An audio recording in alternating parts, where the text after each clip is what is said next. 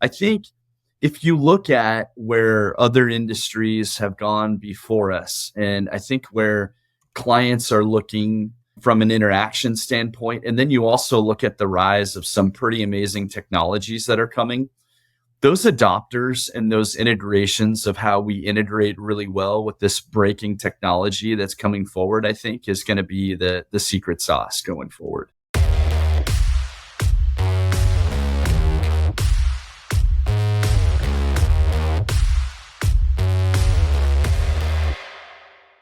Hey everybody, welcome back to another episode of The Connected Advisor. I'm your host, Kyle Van Pelt, co-founder and CEO of Milemarker. And today I am joined by Gary Russell. Great name, by the way. That's my father's name and my brother's name. This is already getting off to a great start. But what you should know about Gary is that he's the co-founder and partner at Helium Advisors, and he is a natural explorer, which we're going to talk a little bit more about. But Gary, thanks so much for joining the show. Thanks for having me. I appreciate it. Absolutely. So Gary, I start all of these podcast episodes off in the same way, and this one's not going to be any different. What I have found in dozens or hundreds of conversations with folks like yourselves is that everybody has their own unique path to our industry. Some people's path might be a little bit more traditional. Maybe they followed in family footsteps. Other people's paths are not as traditional. Maybe they came in through the side door of this industry or something. But whether your path is traditional or untraditional, I have found that everybody has what we call a money moment. It's something in their life that happened where it just clicked for you that, hey, this is what I want to do for my career. I want to help people with their money. I want to help people financially plan for a better future for themselves. So Gary, for you, what was that money moment that led you to this wonderful industry? Yeah, I think it was my business partner and I, Howard Morin, were doing some work for a firm. And it was actually a few years into my, profession. And I was already an advisor in the industry. And what was really interesting was we had this meeting, and I'll keep, of course, all client names out of it and all of that. But we had a meeting with a client and she was talking about retirement and all of these things. And then kind of dropped this huge bomb in the first meeting of, oh yeah, and by the way, I have terminal cancer. And it was one of these things where I just, kind of was like, I must not have heard that right, And she said, my existing advisor said I have to continue working so I can cap out Social Security to make it in retirement. So we just had this aha moment of, wow, what's going on here? And we went through the planning process, and long story short, and thankfully it was a really long story for her until recently, we did a bunch of planning. She had an inheritance, so we were able to do some planning that allowed her to get on a experimental drug, believe it or not. It saved them tons of money because of the planning that we were able to do. And that for me was this just codifying moment where there was just the impact that we were able to make with a little bit of financial planning and what seemed really simple to us, but was difficult for their family. It was such a galvanizing moment for me and my partner. So that was, I think, the moment. I was years into what we do. I was still passionate already and in working in what we do, but it was just an incredible experience for me. That's awesome. That's a really cool story. So, but it sounds like that kind of came after you had already become a financial advisor and things like that. So let me back up a little bit. What was it that caused you even want to become a financial advisor in the first place? Oh, yeah. Good question. I was kind of a math guy and I was a natural, pleaser, a helper. I wanted to help people and was competitive in sports. And I think the competition in me was part of it. It's really interesting. I was in school and I interviewed for an internship position. And out of all the internships that I went and interviewed for, a couple of them said, you should just become a registered rep and interview for this position, and naive me, I thought, wow, I must have something, I'm here. And little did I know it was back in the day in, the 2000 where there was just massive training programs, right? And they were just throwing people at the wall to see who ended up there after a year still. And a little while later, I was still at the firm that I ended up getting hired with. It was a pretty small firm and we were doing more financial planning. And that's also where I kind of realized the impact of integrated tax planning as well. And that sort of drove me into the industry. So it was a training program. I mean, I ended up there out of just looking at internships and ended up in this program and thought I had made it and I was too stubborn to quit. And so after a year, I was still doing what I was doing. That's awesome, man. I love that. Okay, so you said you're competitive, you played sports. I got this is me, I'm just going to scratch an itch. What was your sport? What did you invest a bunch of time into? Oh man, anything. I loved everything, but I played football, baseball, basketball, and then in high school and that I was really into football and baseball. And yeah, still love playing both of those. So I love it, man. yeah. Baseball is my love, something that I was very passionate about growing up. So Oh, that's awesome. good Yeah. to connect. Good to connect on that. All right. So in my research, another area where we can connect is I saw that you are also a Jocko Willink fan and that the book Extreme Ownership has really influenced Helium and how you're involved in that and everything like that. Talk to us a little bit about where that came from. Yeah, I think when you're starting a company, and my business partner Howard Moore and I have ran multiple other companies in the past, and when you're starting your own, you realize after a while that you can actually sort of instill the culture that you want to see, instead of hoping for it or doing things that, somehow arrive at it. We try to create that. And after I read that book, I realized that it had a lot of ties to sports and teamwork and all of those things that we both did while we were growing up. For me, it was just about taking that and introducing it to the rest of the firm and understanding that we're all in this together and nobody's going to own successes or failures more than the people that have to write the check at the end of the day. I love that. I think that's totally right. I think one of the stories in that book and I listened to, I read it and then I also listened to it on audiobook, which if you, me if you too. have it, you get to listen to Jocko tell it, which is great. Yeah. The voice changes the whole dynamic. It really does. It's incredible. Yeah, it does. Yeah. But when he tells that story about basically the epically failed mission in the beginning, and he goes around the room asking whose fault is this, and everybody's coming up with all kinds of things, and he's like, "No, it's my fault." Basically, at the end, right? Yeah. And everybody's like, "How can it be your fault? You're not even here. You're like in a tent back." And he's like, "No, it's my fault in so many scenarios." Right? Totally. And, all the way down from just realizing too, of just taking ownership of the smaller tasks. And, it's not perfect. I mean, there are times when, we have to work through certain things with that, but it is an aspect of the firm that I think has helped us dramatically, because at the end of the day, it gets more buy-in. And I think also it realizes that we're all on the same team and, we all need to take our own aspect of that ownership. So. Absolutely. That's great. So one of the challenges in our industry, and it seems like it's a perpetual challenge, is hiring and recruiting talent. The war for talent has certainly come to the RIA space. It's difficult to find and develop talent, all of that sort of fun stuff. But you have a unique approach to this. So Helium deploys what you guys call the buddy system. How does that work? Yeah, outside of the buddy system. And it's funny, my partner and I have been doing this unbeknownst to us for a number of years. We kind of looked back on it and realized, wow, we've kind of done this all along, and the first thing we did, I believe you had somebody, Patrick Sweeney, I think, was on one of your podcasts, and he brought up something that so resonated with me. And it's like the epitome of what we've done is when we go around our industry and we find cool people that we connect with that are somewhat like-minded, we like some divergence too, but we've just found ways to work with them. And in some cases, that's been half a decade in the making, right? I mean, it's just talking and continually figuring out how we can work together and just helping each other, because the bottom line is with the dynamics we have in our industry, there's so many clients to serve, and there's more and more every day as more and more of us are retiring as we all get older. And for me, it was just about finding somewhat like-aged and like-minded people that are in our business. And that buddy system came about really just by Howard and I. When we started our firm, it was really simple. It was just him and I. There was nobody else, Hopefully you two were buddies as well as you're doing this. Yeah. And we had to be, right? It was like, hey, here we are. It's you and I, and we better get rolling. And since then, I think where a lot of that was born of is in a company that's small, even when you get to the point where you can have counterparts of each other that can help each other out, people that have some of the same skill sets, but also some divergent skill set where they're working together and can tackle problems from different angles. That was a huge growth milestone for us, because when we had duplication of some roles and we had people that were in the same sort of ballpark that could handle problems together, that sort of buddy system, worked out extremely well for us. And we have co-heads of wealth management now. We're another Patrick Sweeney reference. The guy was forelearning our podcast here, but we're building out and have internally hired our CXO level folks. We're at that kind of incubation stage where we've started to realize the roles that need to be, permanent and only those roles.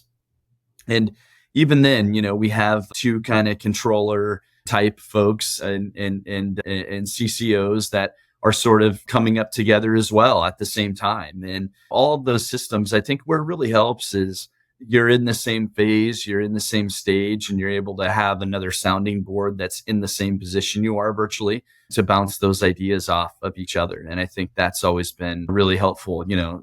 Get a lifeline thrown. There's all kinds of positive aspects to that.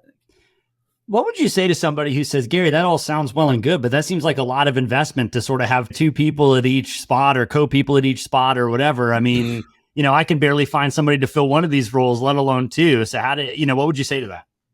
I would say that they're not necessarily in exactly the same role. We always talk about all the time about the laundry list of items to do and what's on your list and what should not be on your list. And we're always trying to isolate up with our talented folks, trying to shrink that list. And so dividing and conquering those lists, a perfect example of that is we have one individual that really is our Orion champion. On top of being that, they're our master that is Orion in one of the tech stacks that we use. And the other one really is on the tax and accounting side and is really managing finances and where we're headed on that whole side of the group. So even though those rules are somewhat duplicate, it's definitely more than one individual's role for both of those firms. And so it kind of works out in that aspect. And whenever we can bring two together and bring them up at the same time, it makes a lot of sense for us. Do you think that the buddy system adds any complexity to the culture or the way that you deliver for clients? Sure, absolutely. I mean, the complexity is that I think you get two unique views on solving certain problems, which I think is a huge advantage, but also it can take longer, right? Whenever you're evaluating multiple things to do and you have really passionate, really intelligent people, you get diverging opinions. And that to me is actually a huge positive. We just did a quarterly retreat where we brought, all of our ownership group together, and a bunch of those are our CXO level folks. And we all sat in the same room. And the one thing that I always remind everybody is, hey, when we're passionate about something and we're, fighting for our side of things, that's great because that means we all care, And Yep. So I think the complexity with the client, as it relates to the advisory side, we all work on the same tech stack. We all have the same service folks that we work with, right? We've fortunately are at the size where we have paraplanners, we have admin staff, we have all of these things. And that's a tough level to get to, And so once we've gotten there, I think that eliminated a lot of the difficulty and complexity we had with the decision making. Yeah, well stated, man. So, all right, I want to combine this now because you're pretty big on the concept of holistic planning, which first of all, I'd love to have you define that because I think that's a little bit of like a buzzword or a jargon word in our industry, right? How long do you have? Yeah. Yeah.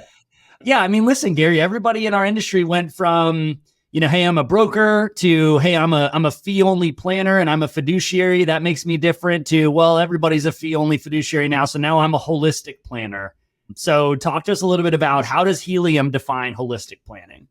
It's so funny. I'll tell a story about my partner. We had worked with a guy who's still a friend of ours. Thankfully, he's a brilliant guy. His name's Oleg Tiskevich. And he started Finance Logics that eventually sold to Envestnet. And we were in a summit of theirs in Las Vegas with a whole group of advisors. And that individual asked that exact question. And when it came to my partner coming around and giving his answer, it was, forgive the expression, but everybody said it was sort of like somebody kicking a porta potty over into a fan. It was like, talk about riling up a group of people. I think at that time, many years ago, there were people calling themselves financial planners that were just picking mutual funds. There were people calling themselves, I remember, financial consultants. And then I would get to the bottom of who somebody was, and they were a mortgage individual who was in the mortgage profession. So holistic planning is going to be a dynamic, moving, changing, ever living thing, I think, is what it should be. For us, holistic planning came into looking at all facets of a client's life. And where we started was working with a tremendous amount of business owners. We were working with all business owners and the complexity that was there. And that's where the tax side came in. There was just this epiphany of we could generate great returns hypothetically for a client. And all of those could be completely eroded with poor tax planning or poor corporate structure or poor movement of how they move their assets around or even how they structure their assets. So for us, it was a realization of, wow, we need to really fail our way forward and figure out how to combine these firms together. And that's been a constant learning process since. Well stated. And I think you actually defined it pretty well, especially through stories, which I think is awesome. So not to hammer this home too much, but I really do think this buddy system idea is unique and interesting for how you do things. So I know you said it might take a little bit longer, but with your definition of holistic planning there, do you think that the buddy system provides additional value when it comes to this value proposition of holistic planning for clients? I do. Just as we're all shaped as individuals in our life, I believe in our careers, we're all shaped by our paths of where we end up in our industry. And for me, the path that my primary founding business partner, Howard Moran, took, he was in tech and he was at Intel for a number of years. And he was also on, sort of the, I would say, finance or buy side of that, and dealing with markets and dealing with capacity on Wall Street and things like that.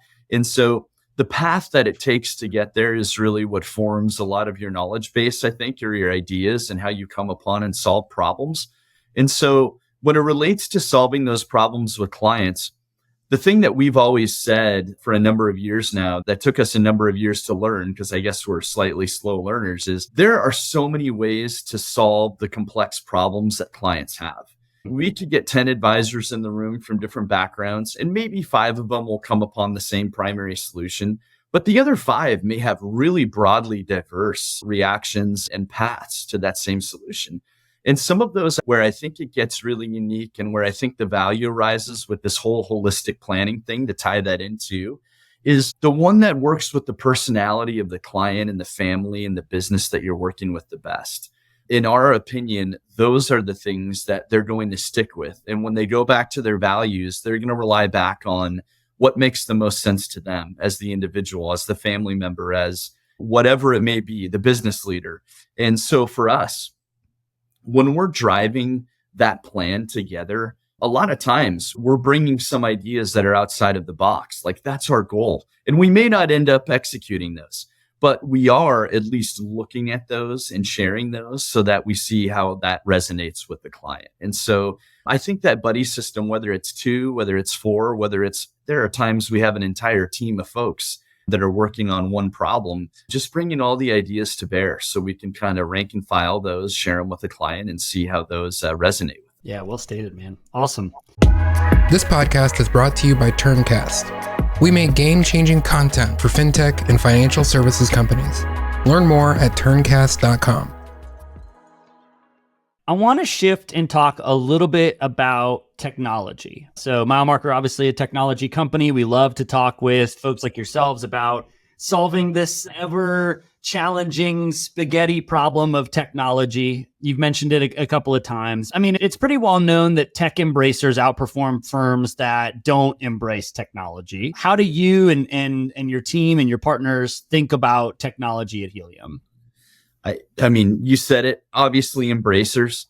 The one thing that I think from a standpoint of looking at technology, and it's really interesting because of the unique position that we're in, or maybe less unique these days of having tax and accounting firms as well, is the just absolute massive difference between technology on the advisory side and sort of the financial planning side to the tax and accounting side. I mean, you cannot make these paths any different. I mean, on one side, I think for the most part, and all of our partners talk about this all the time, is that the tech stack on the advisory side has been mostly democratized. I mean, you can have really small firms that have an incredibly powerful tech stack. Now, if they're able to use 20% of that or a third of that, which is what we always talk about, how much of this are we actually using, or we're using 90% of that to its efficacy or effectiveness, that's always the question that we're looking at. However, what's so unique and interesting to us is that the democratization of that has driven so much entrepreneurial thought into technology on our side, on the advisory side of the business. And I think there's all these people like Oleg, who's brilliant, and like all these other folks that are out there trying to figure out how to bring all of these items together and bring them together in a more cohesive manner rather than bolting things on, and looking like Frankenstein, essentially. But then we get to look at the other side of the tax and accounting business where you have the opposite. Like you have 3 or 4 behemoths on the tax side and they're dinosaurs and happy about it. You're paying a tremendous amount of money for these tech stacks on that side. They haven't really changed in decades and they're not looking at changing. And it's just so interesting in seeing what's driving that innovation, and even the people and the culture between those two industries and how they come together is so amazing to us. Yeah, well stated. So I know that you're a natural explorer, and my understanding is you really like to go scuba diving. So I've got a person who's been trying to get me to go, like for, I've got to try it out. But what I know about it is, you're not trying to just get one great tool, but you need a set of great tools that help you achieve those goals. And I'm going to now tie this back in a cheesy way to like those tools in scuba need to be integrated in a way that helps you do what you're trying to do, right? Explore underneath the water and things like that. How would you tie like your experience with scuba and the gear and the tools there, like being integrated to what you're trying to do as a financial planning firm? Yeah. So I think the first one that comes to mind is redundancy, right? I think a lot of people out there look at the technology stacks and go, well, I want these to do just this thing and this to do this thing. What we've had to do is sort of embrace the fact that there's some redundancy in those systems. Because, when you are diving, redundancy is really important. Life support equipment matters when you're 100 feet underwater or whatever it may be, and you've got multiple tanks strapped to you. And so what that kind of brings to bear for us is, being able to look at redundancy in some of these things that some view as an annoyance where, it's doing the same thing something else does. We've really tried to utilize that as like a cross-check, a way to just cross-check the analysis we're getting, because garbage in is garbage out, right? When it comes to data. And there's one way that we can screw up our technology stack, which is put an ounce of garbage in. And so for us to understand that we're looking at real results and diving in, and all hats off to my partner, Howard Morin and JJ Feldman, they're constantly diving into like the absolute finite detail of where we're getting our data, how it's being compiled. Are we getting clean, clear data? And then also, what's our redundancy and how do we pull that off? And how do we make sure that we're looking at the real information of what we're seeing? And so that to me, I guess to tie that in together with all the technology we have, I think early on we'd complain a little bit about you're kind of bolting all of these things together. And the funniest part many years ago was everybody was talking about integration. Everything integrates. And then you find out that real integration was like, oh, the name comes over, like the name on the client will move over. And you're just like, how is that integrating? That has nothing to do with one another. And so we always sort of chuckled at some of those items, and not to make light of all the really heavy lifting and work that's been done by technology providers. But I think that it's been a learning process, and everybody will tell you everything integrates perfectly. And the bottom line is that's not the case. There's always work involved. And that's what's really driven us to understand the scale and size of firm that we need to be. And I think, once again, that's what Mr. Sweeney had mentioned in one of your last podcasts, that, there's that sort of size and efficient frontier you need to get to where you can really start to aggressively grow from there on out. Yeah, I love that. So historically, as I've looked at technology in the space, people have always used what I call the core 4, right? You've got your custodian, you've got your portfolio management, you've got your CRM, and you got your planning technology, right? Yes.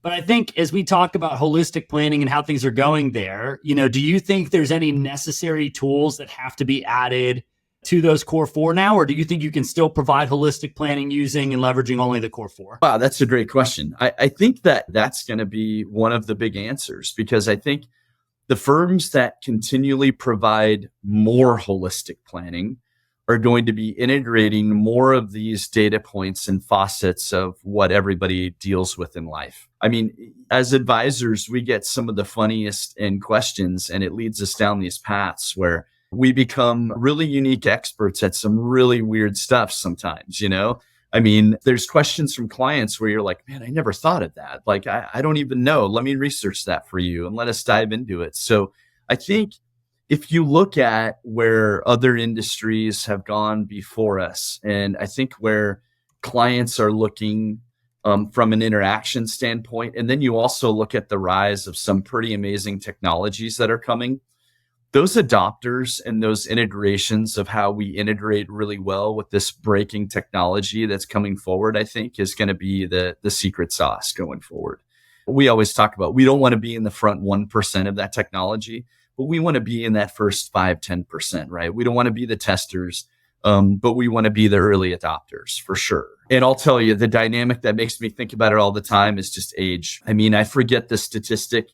There is a tremendous amount of us that are advisors and actual financial planners that have great depth of knowledge, and I would include everybody else in that, that are retiring in the next 10 years. And the bottom line is that for these really talented folks, what we need to figure out is how they can serve enough clients to be effective, and also how they can take their talents and reach, a broader group of people. And we can use those, because I believe that talent is lesser and lesser every year. And I think we need to find out how we can utilize that talent and that skill as much as possible using technology to support it. Awesome. All right. Well, you can't really talk technology without talking about the future or where things are going, because I think technology is always sort of linked to innovation and things. So, Gary, I'd love for you to get out your crystal ball, look a few years into the future, and tell us where you think things are going with our industry. What's going to happen in this space? Give us your best Nostradamus predictions.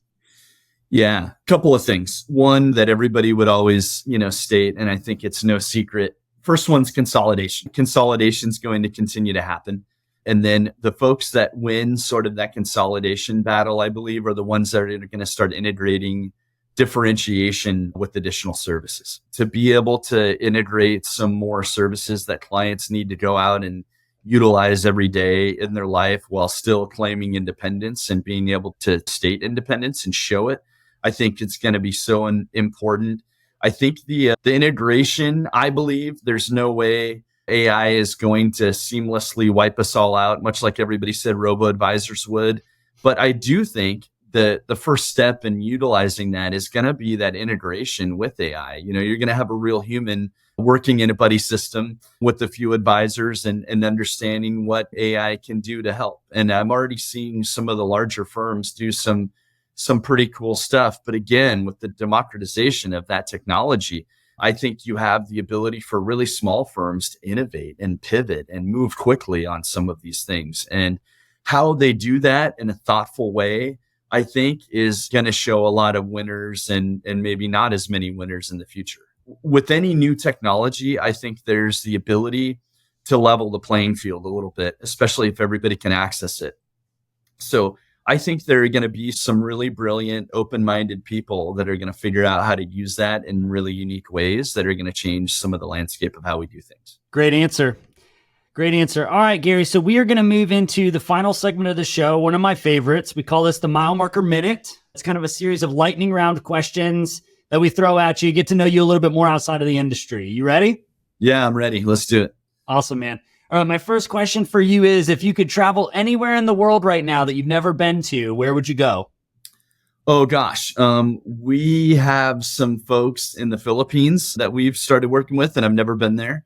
And then I would say kind of the diving in Micronesia, that sort of area that I've never spent time diving in, I would take there in a heartbeat. Yeah. Awesome. Great segue into my next question. What is the coolest or most impactful dive spot you've ever done? I spent a lot of time on the east end of Grand Cayman. I actually lived there for close to a couple of years.